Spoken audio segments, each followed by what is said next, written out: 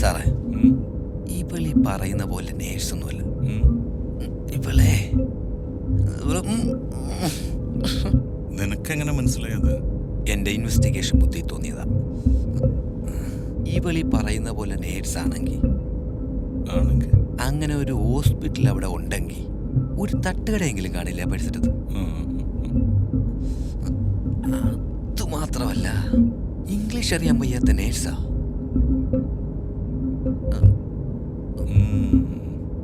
താൻ പറയണത് ശരിയാണല്ലോ.